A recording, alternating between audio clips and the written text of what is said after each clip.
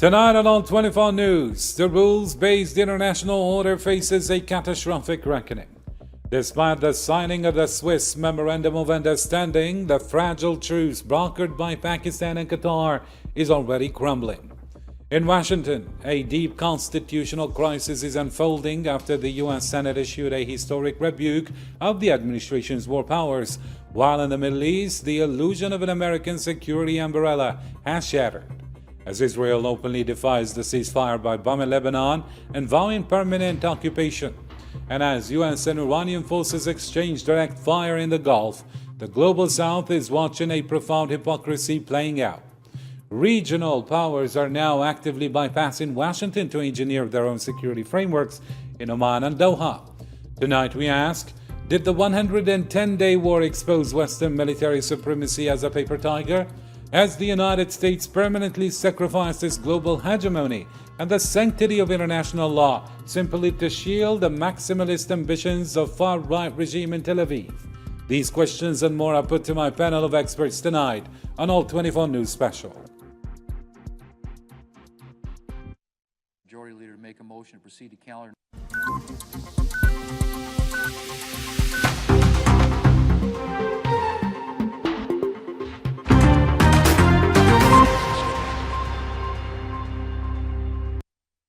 Hello there, ladies and gentlemen, and welcome to our continuing special coverage of the escalating geopolitical crisis following the 110-day war in Iran. I am Karim Zachary, and before we open the floor to our panel of leading analysts to unpack the shifting balance of power, let's take a look at this report and then we come back.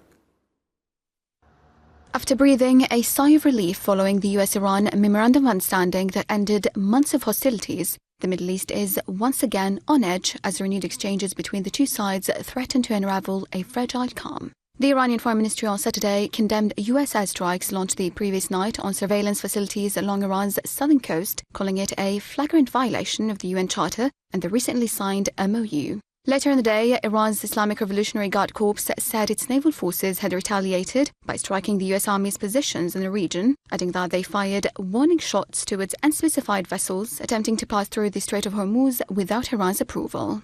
The US military, on the other hand, said the attacks on Iran were in response to an Iranian drone strike on a cargo ship in the Strait of Hormuz. These new attacks come as the US and Iran are negotiating terms of the deal, including issues such as getting ships through the strait that's vital to global supplies of oil and natural gas, as well as addressing the future of Iran's nuclear program and stockpile of highly enriched uranium. Ibrahim Azizi, who heads the Iranian Parliament's National Security Commission, wrote Friday that the Strait of Hormuz is governed by Iran. Meanwhile, the US and Gulf Arab states have rejected Iran's demands, saying the strait is considered an international waterway despite being the territorial waters of Iran and Oman. US Vice President J.D. Vance and President Donald Trump's chief negotiator on the conflict said the Americans had adhered to the ceasefire deal and blamed Iran for any return to hostilities, warning that violence will be met with violence. As tension grows again surrounding the strategic waterway, the International Maritime Organization has halted a new effort to evacuate ships, saying it won't resume until there are guarantees that other ships won't be attacked. All right, let's bring in our guests. Joining me tonight to analyze this geopolitical turning point are four distinguished guests. First, we welcome Dr. Ali Akbar Dareini, Strategic Studies, International Security and Deterrence expert. He joins us from Tehran. Hello there, Professor, and thank you for agreeing to be with us. Thanks for having me. It's our pleasure. And we also have the honor to receive Dr. Azeem Ibrahim, OBE, Chief Strategy Officer at the New Lines Institute for Strategy and Policy. He joins us from Washington, D.C. Hello there, Professor, and thank you for your time.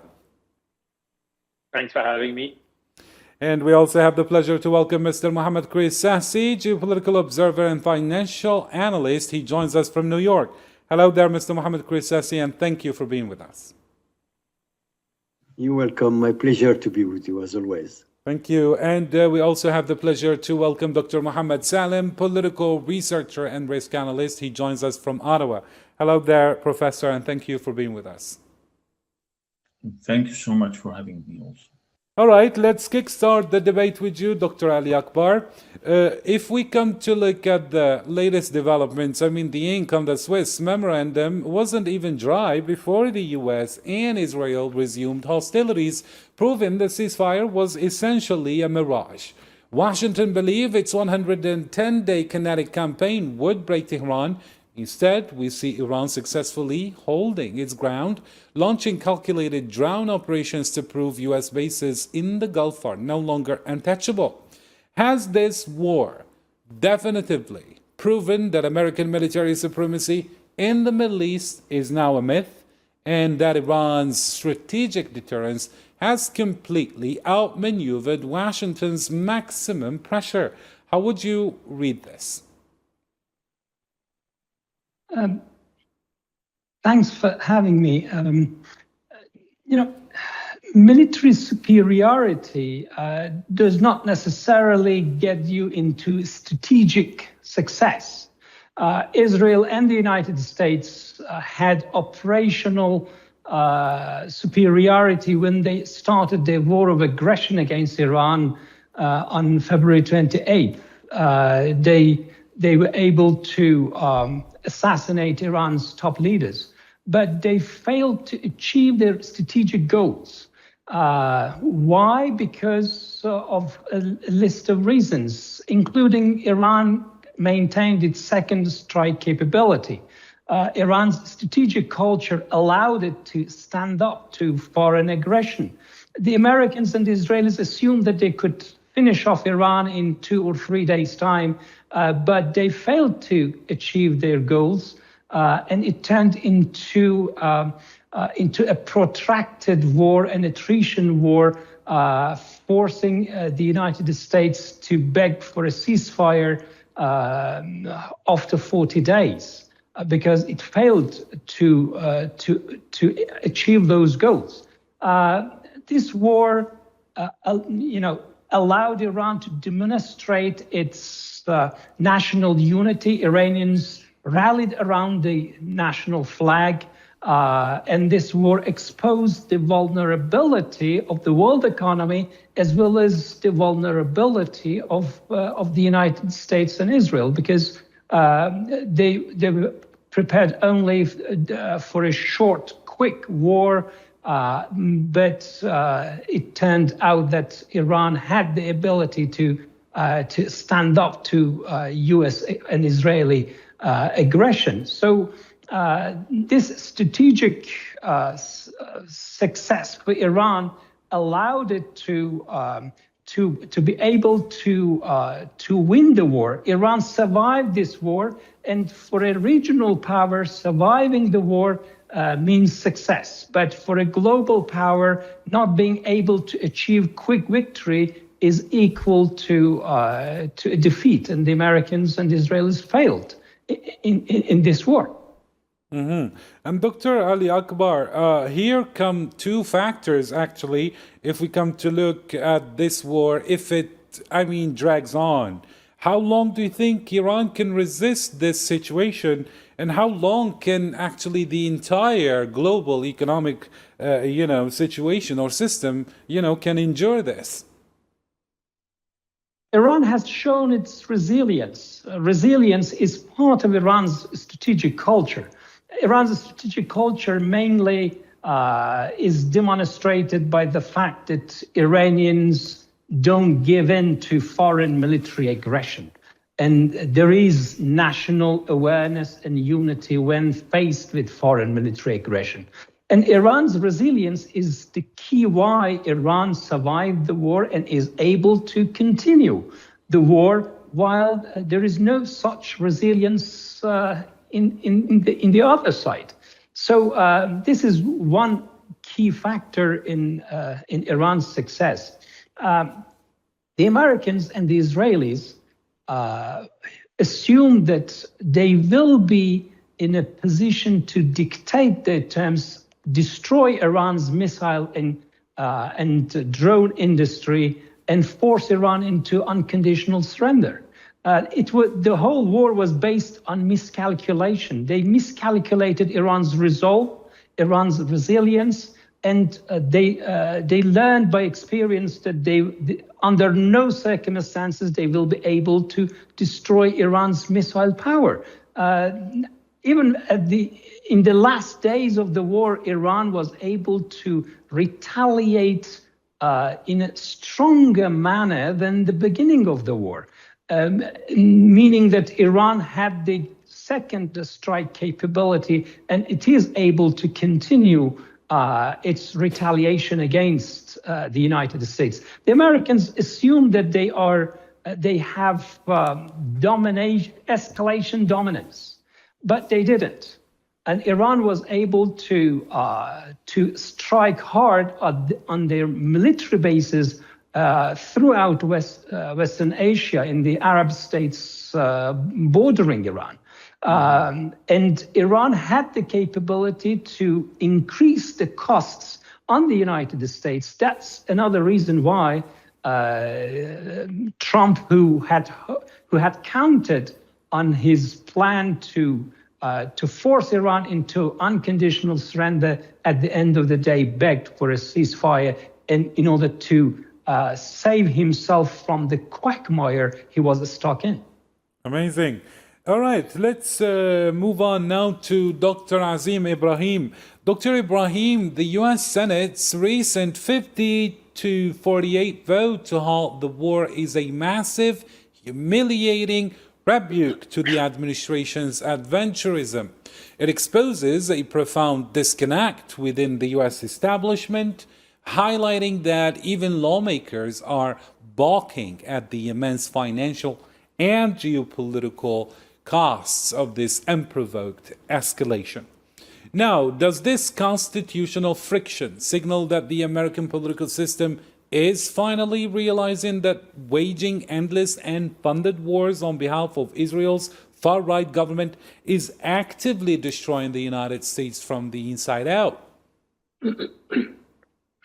Karim, I don't believe this is a rebuke from the Senate at all. I think this is actually a demonstration that the United States democratic system is actually working as it's intended to do so. The president has now made a decision that this war should not go on and the United States should withdraw, and the Senate is essentially reflecting that decision by the president. The president still has considerable amount of leeway to continue this campaign, but this Senate vote is actually an alignment with the president's decision. And look, the reality is that when this campaign was first initiated, the goals of the campaign were not set out very clearly. Were the actual ultimate objectives? Were the regime change? Was it to get rid of Iran's missile program? Was it to stop its uranium enrichment? Was it to destroy Iran's military regime? It just was not clear. And in fact, this is actually the way that Trump operates. He operates with ambiguity and outlandish claims, and this is just how he essentially creates the strategic ambiguity. But the reality is, I think the president deserves a considerable amount of credit. The fact is, he has realized that this war is much more complex and fraught with much more significant challenges than they originally anticipated, and he made the right decision that the United States should exit from this as quickly as possible. Hence why he pursued this ceasefire option. And I don't believe that there is a US-Israel campaign anymore. Now, there are two clear objectives. The United States wants to withdraw and leave the Middle East and hopefully won't return. That is the objective, whereas the Israelis want to continue to pull in the United States to finish the job in Iran. And so they are the two divergent now, policies that are now being pushed. And I think the president has made the right decision that the US would withdraw from the Middle East and it should not return. Mm-hmm. But then, Dr. Ibrahim, you said that he realized that it's something complicated. Where was the intelligence before? I mean, if you come to read analysis from think tanks and intelligence providers, it seems that Israel had a lot of info regarding this war and how it would end up, more than the U.S. administration itself. Was the U.S. administration dragged into a trap? Yeah, I think this is clear now that even the State Department has confirmed that the United States It was essentially pulled into this war by Netanyahu. Netanyahu misled the United States and pulled them into this quagmire of a war. But look, the reality is, Kareem, as I mentioned before, the president does deserve credit for the fact that he realised this very quickly, that this is not going to be achievable in the same manner as, for example, Venezuela was. And he decided to take the right move. He had the political courage to do so, to withdraw the US from this quagmire. What would have been the alternative to this? If you look at past conflicts the US has been in, for example, you look at the Vietnam War, even when President Johnson, President Nixon realized that this war is unwinnable, they still pursued what they called peace with honor. And years went by, billions, hundreds of billions were wasted, thousands of lives were lost on all sides until the US eventually withdrew. And the same thing in Iraq, the same thing in Afghanistan with Obama and Bush. None of them had the political courage to actually say, look, we may have taken more than we can manage here, and it's time to withdraw. And only President Trump has done that. Thank you so much, Dr. Ibrahim. Now, let me bring Mr. Mohammed Sassi. Mr. Mohammed Sassi, it seems that the United States, like Dr. Ibrahim said, a bit more than it can chew. But then, Mr. Sassi, looking at the financial fallout, the massive U.S. naval armada completely failed to secure the Strait of Hormuz on its own terms. We're now seeing ships navigating through secondary routes managed by Iran, while Brent crude unexpectedly dropped below $75 a barrel. Now, has the weaponization of the global financial system by the US reached a point of diminishing returns? And are we witnessing the exact moment where the West permanently loses its monopoly over global energy pricing and shipping corridors for that matter? Well, Karim, this is an important question, but as an international observer and also an economist, I should approach this cautiously. The available evidence does not support the conclusion that the United States or the broader West has permanently lost control over global energy pricing or maritime commerce. Rather, the current crisis suggests a redistribution of influence within an increasingly multipolar international system. If you talk about the financial power, we have also to look at it at the present time in that region, the financial power versus the military power. The US financial system and naval power are related but distinct instruments of statecraft. The US has a long experience, I should say, quote unquote, to rely on several sources to sustain this sectoral power, even though if they meet some challenges. Why? Because the international role of the US dollar, you cannot deny it. The deep and liquidity of the US financial market, even in China, for example, with the bond and the treasury, and the sanction and financial regulation that US is imposing on Iran, but he did the same on Cuba, he did the same on Iran, and it works, even though Iran was ready for the last 40 years. But now we have to look at it, and the military challenge in the region does not automatically translate, like one of the predecessor was saying, into the collapse of this broader structural advantage.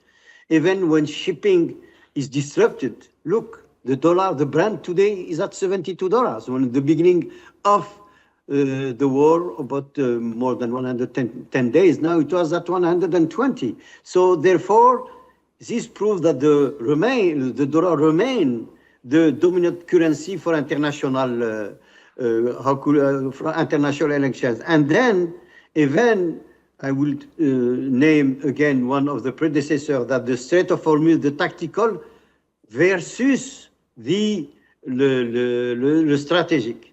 That's very important. And now we have, of course, tactical disruption and strategy, but where is the strategic control? And this is where, yes, Iran possesses the capability to increase risk in the Strait of Hormuz through the drone, the missile, the naval revenue. But however, this does not necessarily mean that Iran has permanent control of the Strait of Hormuz, like we saw what happened last night and 2 nights ago.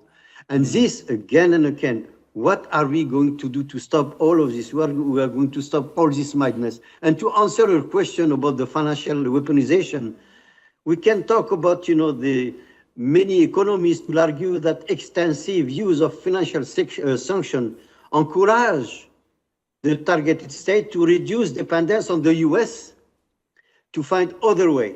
For example, increasing the bilateral trade, the expanded alternative for payment, or instead of going to the SWIFT, they are going also with that's the a point that I would like to well. talk about a little later, Mr. Mohammed Krisansi, the de-dollarization and so on. But then I was talking about the pricing in shipping corridors, most importantly, Mr. Mohammed Krisansi. And when it comes to pricing, we've all witnessed that whenever President Donald Trump comes out with a new statement, the prices are affected. Sometimes they go up and sometimes they plummet. Yes, absolutely. When you have this, and you said rightly, Karim, the observation that the Brent crude declined despite military tension, this illustrates an important principle in economics. All price reflect expectation, not simply conflict. Several factors can offset geopolitical risk, including the expectation that the conflict will remain limited, adequate global inventory, spare production, as we saw it, and the lower expected demand growth. And all this, it's the confidence that you are going to look into it, and also the signification that, as you said before, reduce all this semantic, all this statement that Trump was saying. Don't forget that again and again, this oil crisis profit to America. America doesn't import oil. America export oil. So you have here also kind of speculation, regarding what you just said presently before. Therefore, the declining price of the oil, as you said, is not necessarily indicating that the market view the United States as strategically weakened. Rather, the market may believe that the conflict is unlikely to produce a sustained supply shock, and this is why the Brent is today $73 instead of 118. Clear, Mohammed Krisansi. Thank you so much. I know this is yes, the idea is pretty clear. Thank you so much. Now, let me bring Dr. Mohammed Salim to the conversation, and here in a different point. Dr. Salim, perhaps the most striking geopolitical shift is happening in Muscat and Doha, where Gulf states are actively negotiating a mutual security framework with Iran, here completely bypassing the US security umbrella. Now, for decades, Washington justified its heavy footprint in the region as protecting the Gulf. Now, if the Gulf states themselves now view the United States and Israel as the primary instigators of instability, isn't the so-called Carter Doctrine officially dead, like some analysts view this? Thank you, Karim. Again, I would not say actually that the Carter Doctrine is completely dead. I would say that is being transformed gradually and perhaps hollowed out. We know that this doctrine announced in 1980 at the highest level maybe of the Cold War. And in that time, the United States classified the security in the Gulf and the free flow of the oil to America as the basic or the most important Americans' national interests. But at that time, of course, was the United States was so much dependent on the imported oil from the Gulf, and this is why it was a very important national security issue.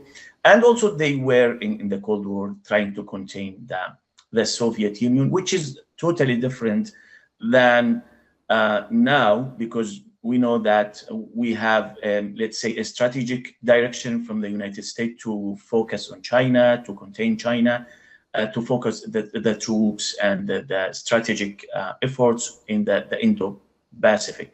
However, although that, I don't think that means that the Gulf is not important anymore for the United States.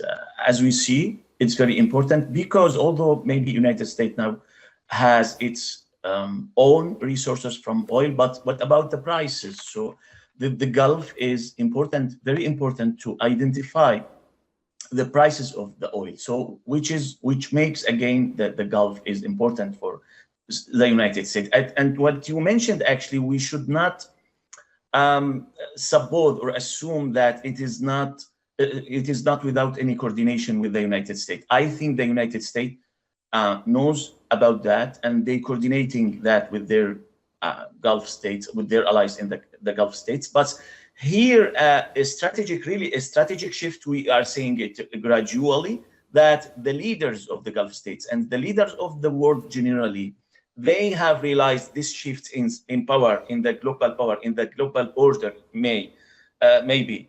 And maybe here we can remember a famous saying or associated or attributed to Henry Kissinger, the former national security advisor.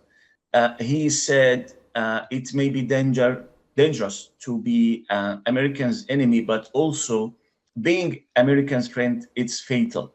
And I just remember that one of the professors was saying that I said that to the Ukrainians, and please be neutral, try to be neutral, not with the West against Russia or opposite. And here is maybe the new positioning that we see. We have seen that the Gulf states and even all the states in the area trying to position themselves in this situation, because they are saying that the Americans' presence, especially in the military bases, is no longer a reliable protection way to them. And we have seen also that Saudi Arabia and the Gulf states try to avoid becoming a launching platform for the attacks on Iran.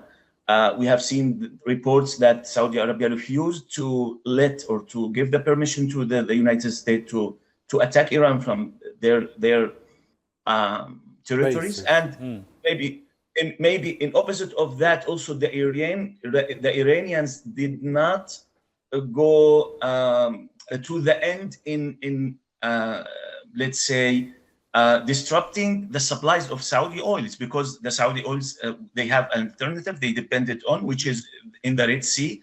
And the Iranians, they were having the Houthis. The Houthis, they can also cut, we know, the Bab el-Mandab. They can cut the alternative oil, but they did not do that, I think, because the Iranians consider this shift or direction or orientation, let's say, from the Saudis towards this strategic shift in the area. Amazing. Well, 20% of the world's energy is passing by the Strait of Hormuz. So that was a good message to the US and the global world, I mean, in general. All right, let's bring Dr. Ali Akbar here. Dr. Dareini, Western think tanks, in justifying this aggression, obsess over Iran's nuclear capabilities, using them to justify crushing sanctions and military strikes. Yet, there is total, deafening silence regarding Israel's massive and inspected nuclear arsenal, which operates completely outside the Non-Proliferation Treaty. Now, how can the Global South, or any rational international actor for that matter, take Washington's non-proliferation rhetoric seriously when the entire Middle East is held hostage to a blatant, racially coded double standard that shields Israeli nuclear supremacy? Iran is the only member of the NPT whose nuclear facilities being under the safeguard of the IAEA has been bombed by two nuclear powers. That shows the depth of duplicity and double standards. It shows that if you cooperate more with the IAEA, you're subject to more intrusive inspections, and at the end of the day, military attacks. Iran was attacked twice, right in the middle of negotiations. The Americans and the Israelis bombed the negotiating table, while Israel is the only entity in the Middle East that possesses weapons of mass destruction. Israel attacks its neighbors one after the other with impunity and under U.S. support. And U.S. support reduces the costs for Israel to engage in adventurism and attack its neighbors while possessing nuclear weapons and weapons of mass destruction. This tells the global South that if you are not powerful enough, you are subject to bullying and coercion. And it teaches the global South and the rest of the countries in the world that if you don't want to be attacked, you need to possess the ultimate deterrence. That means nuclear weapons. That is the message they get from this war. But the reason Iran was militarily attacked is not only the nuclear issue. The nuclear issue was just a pretext. The real reason was that the U.S. strategic position is that no player should be able to challenge the United States and Israel. No regional state in the Middle East should be more powerful than Israel.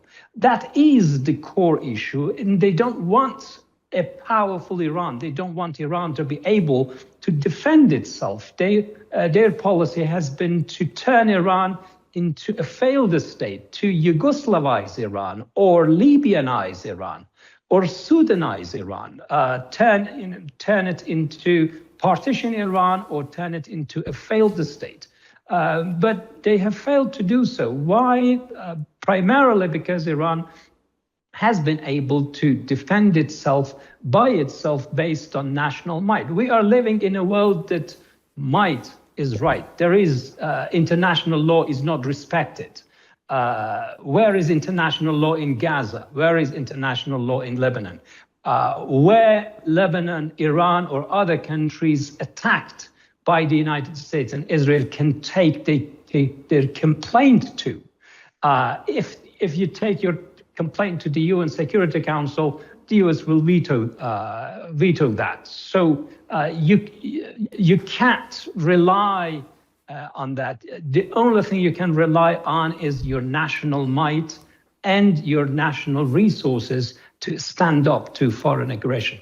Perfect. And since you brought up Lebanon, let me ask this question to Dr. Ibrahim. Dr. Ibrahim, despite the US brokered ceasefire frameworks, Prime Minister Benjamin Netanyahu publicly boasts that Israel will not withdraw from southern Lebanon, aiming to establish a permanent security buffer zone through brutal military occupation. Meanwhile, Washington attempts to pressure the Lebanese armed forces into acting as a proxy border guard for Israel. Now, is the United States so captive to the pro-Israel lobby that it is willing to actively sponsor the dismemberment of a sovereign Arab state, fully destroying any remaining credibility it has in the region? Well, Karim, as I mentioned before, there are no longer a US-Israel policy. There are now two very different divergent policies, with Israel obviously trying to double down in Lebanon and in Iran to make sure that the United States stays fully engaged. So they will do whatever they possibly can to scupper any possible ceasefire deal and ensure that the United States still remains in the Middle East.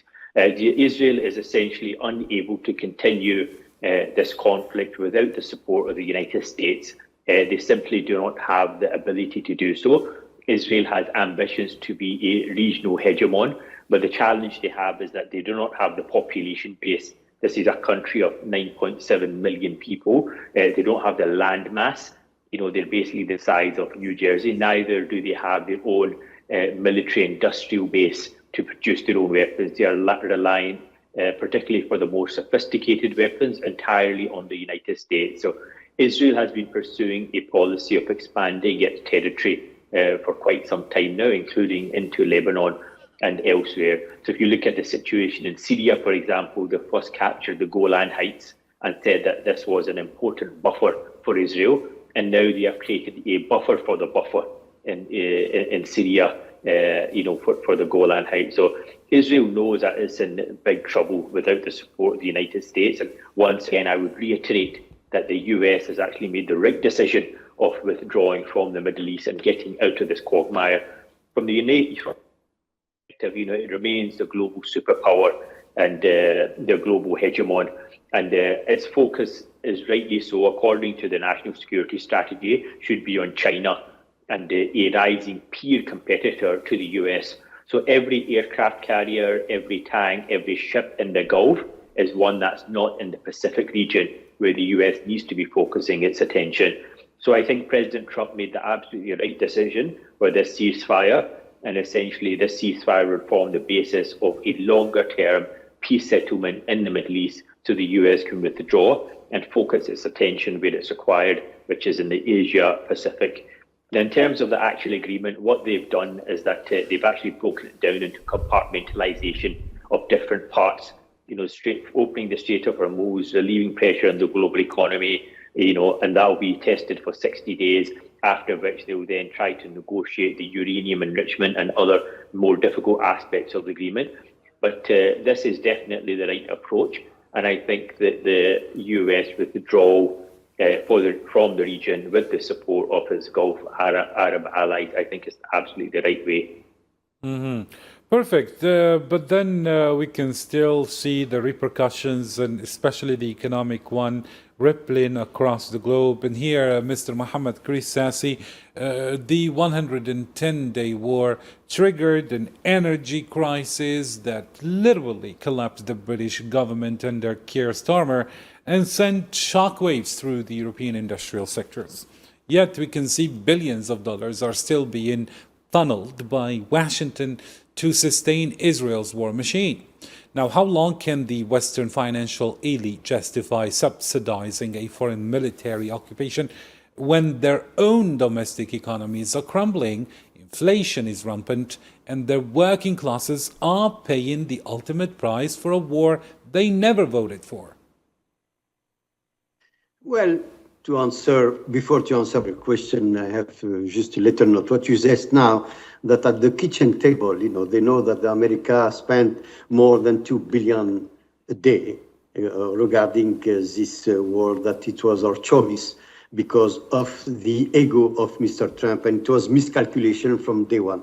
Now we talk about the ceasefire. The ceasefire doesn't say the right decision of the ceasefire. The ceasefire is not a ceasefire. The proof is 2 days ago they bombarded Iran.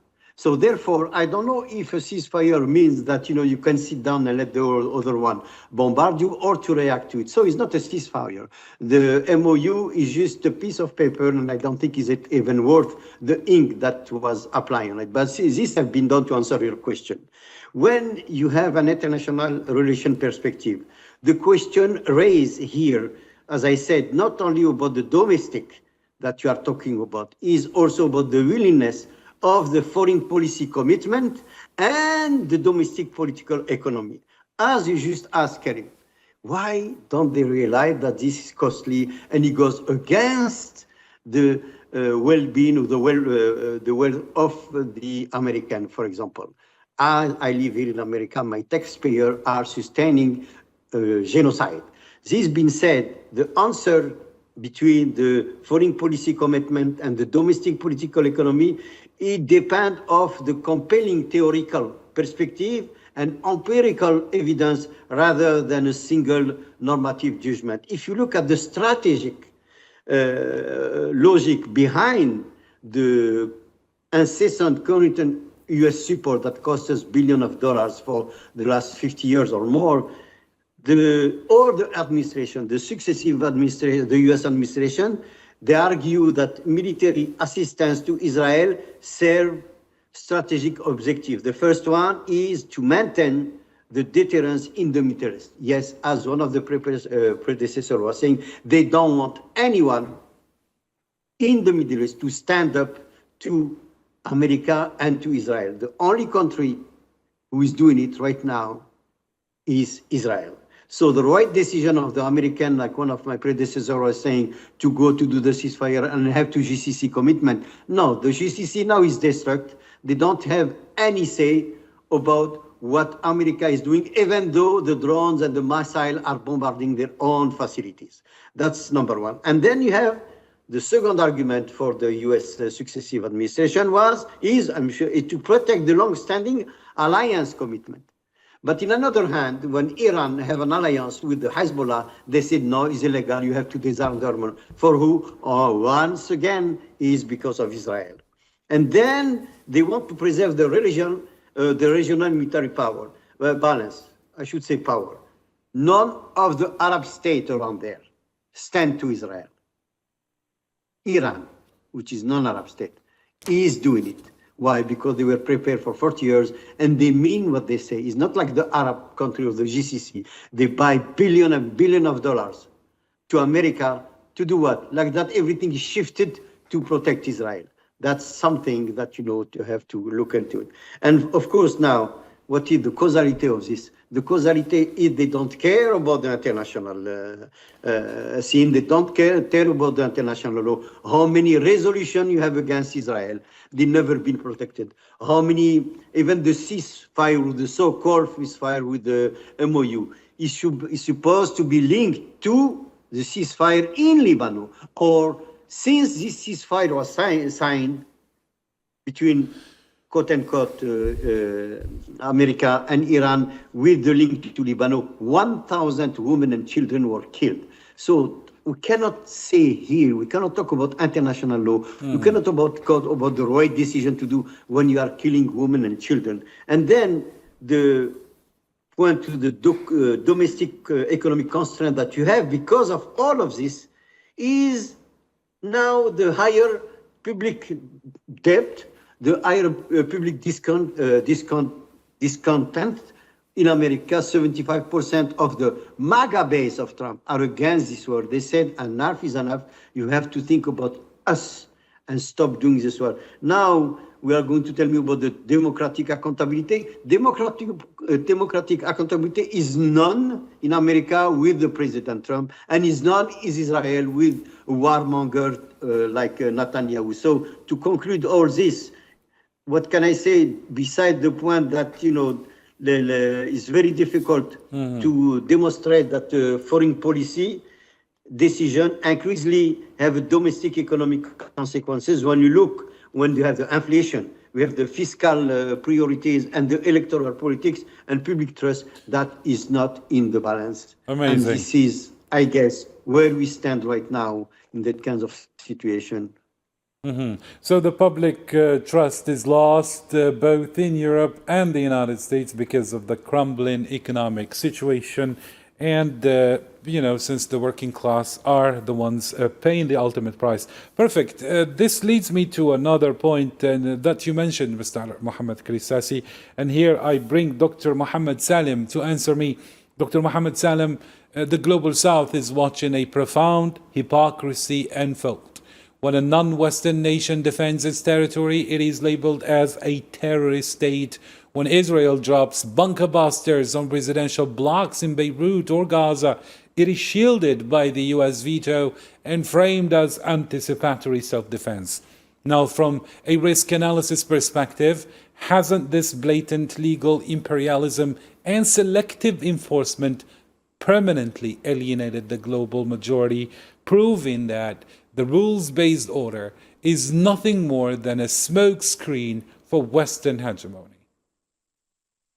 Of course, there is a very big crisis regarding credibility. But here, maybe we can distinguish between the international law itself and the selective way the powerful states apply it, especially the Western countries. But also, it is not just the Western countries. We have seen also the other major powers, including the Russians, including the Chinese, do the same. maybe here we can say that from realistic perspective, when we're talking about the international theories, especially the structural theory of structural realism theory, the international system is not like a domestic state. You cannot, inside the country, for example, you have a government, you have police, you have courts, you have the authority over citizens, and maybe the citizens, for at least relative level, they are equals, and the strong, the people, the weak people, they can at least come together in equal situation under the law. But in the international level, there is no world governmental government, let's say, or world government with equal power. Or here, the enforcement therefore depends heavily on power, on alliances, on political interests. And we have seen, especially, it's very, very clear since a long time, the United States applied that and used that political influence and veto power to protect Israel from international pressure and accountability, although there were a lot of decisions from the United Nations, etc. But also we have seen also, for example, the Russia and China, the Russians and Chinese also behaved similarly to protect, for example, the Assad regime, the previous regime in Syria. I think this demonstrates that the powerful states usually defend international law when it serves their interests, and they interpret it differently and prevent its application or enforcement when an ally is involved. This is clearly in Gaza. What we can do for that, actually, maybe all the states to come together, and of course, I think more balanced situation in the whole world. Let's say it's, if we can avoid this kind of the absolute Western hegemony, this will be better later because a balanced place, or the world will become the balance happen. It will be better that at least the small powers can find a kind of protection from the other powers. I think also that avoid saying that only Western states are selective regarding law. It's also important because we need to make a kind of diagnostic situation, or let's say what is the problem here, generally speaking, in the world. So yes, the so-called rules-based order has suffered a deep loss of legitimacy, but also it has not disappeared. And this is an important situation here, that maybe because of the internal situation in the United States, we have seen that this war stopped, or at least find a kind of limitations, because it is not important, it is not existential threat, while it is existential threat and existential war for the Iranians, and this is why they have the resilience. The United States, it is not important for them, as the guests mentioned. It is based on basically the Israeli interests and the accusations of Iran, which happened before also, when the United States actually also made the invasion to Iraq, and it was a disaster even for the United States. But now, at least from my perspective, at least in the United States, we have seen the internal situation apply this kind of pressure on Trump administration and prevented the United States from going ahead in this war. But we can imagine the same situation if we have internal pressure in Russia. I think the Russians will not go ahead in the Ukrainian war, although I think also that the Russians involved in the Ukrainian war, and they are suffering a lot from a lot of heavy disasters there, but still because there is no internal situation push the leadership there to prevent this situation. We did not see the situation like the United States. So I think pushing to a good governance in all countries can also lead to the peace on the global level. Thank you so much, Dr. Mohammed Salim. Now let me bring Dr. Ali Akbar. Dr. Dareini, U.S. military doctrine relies heavily on the psychological impact of overwhelming firepower.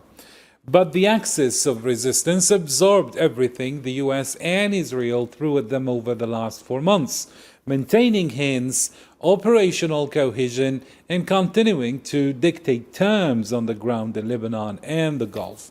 Now, does this resilience mark the definitive end of gunboat diplomacy, proving that highly integrated asymmetric regional networks can successfully neutralize trillion-dollar Western militaries?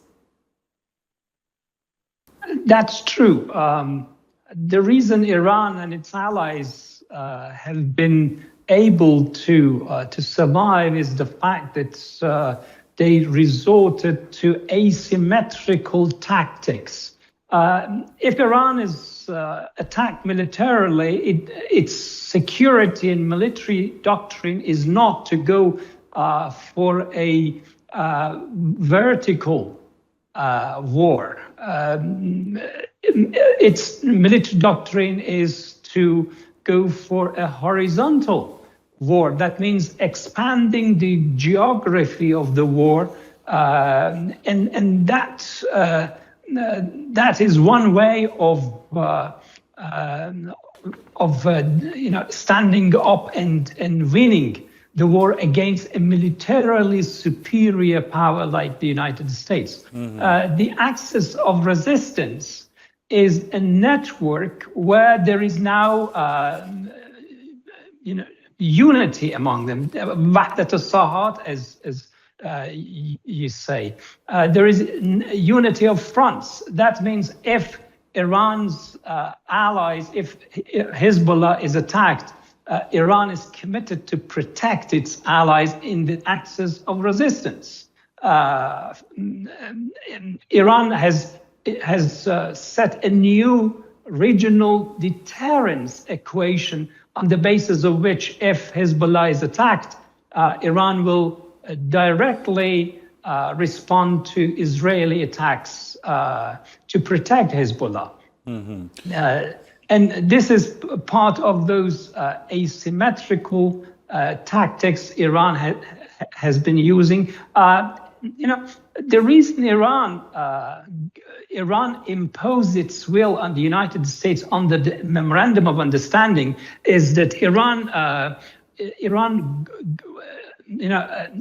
imposed a two-phase arrangement for the Memorandum of Understanding because it had no trust in the United States. There is a bitter history. The Americans have all the time reneged on their promises. So Iran imposed this two-phase arrangement. The first phase is confidence-building measures. The second phase is the start of negotiations for a final deal. If the United States takes those confidence-building measures, then Iran will go to the second phase. And the first clause of this Memorandum of Understanding gets a commitment from the United States on its behalf and on behalf of Israel to end the war and military operations on all fronts, including Lebanon.